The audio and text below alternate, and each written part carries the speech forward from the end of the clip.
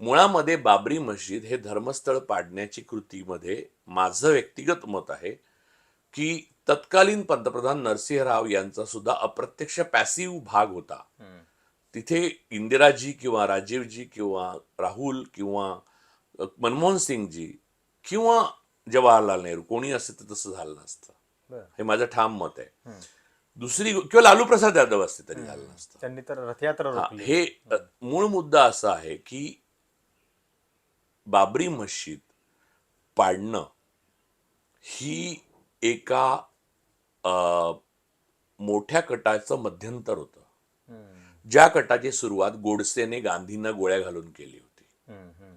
त्यानंतरचा टप्पा हरीन पंड्यांच्या मृत्यूनंतर सुरू झाला. तो आज सगळ्यात चालू आहे.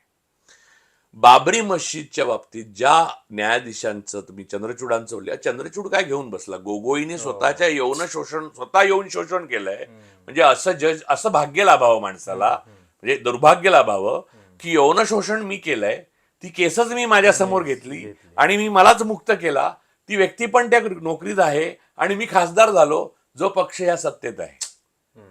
त्यानंतर चंद्रचूडांचं ते महानता त्यांना देवाने पहिले डायरेक्ट सांगितलं. म्हणजे याचा अर्थ वेद अपौरुषेय आहेत ही संकल्पना ब्राह्मणवादाची अधिकाधिक घट्ट रुतत जाताना हा 5वा वेद लिहिला गेला, ज्याच्यामध्ये बाबरी मस्जिदच्या जागी खोटं हे केलं. आणि एवढं तिच्यात राम मंदिरात राम जर राहायला आले तर अजून बजरंग दलाची आणि विश्व हिंदू परिषदेची पोरं मशिदीसमोर जाऊन जय श्रीराम कशाला म्हणतात? तुमचं राम मंदिर आहे ना, त्याच्यात जाऊन म्हणा ना. याचा अर्थ अजूनही मशिदीतच राम राहतात.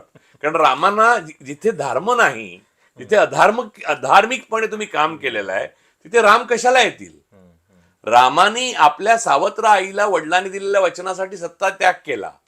इथे आपल्या आईला वापरून सतत सत्तेत राहण्याचा प्रयत्न चालू आहे. हे राम नसून हे हराम आहे. हे धार्मिक नसून हे अधार्मिक आहे.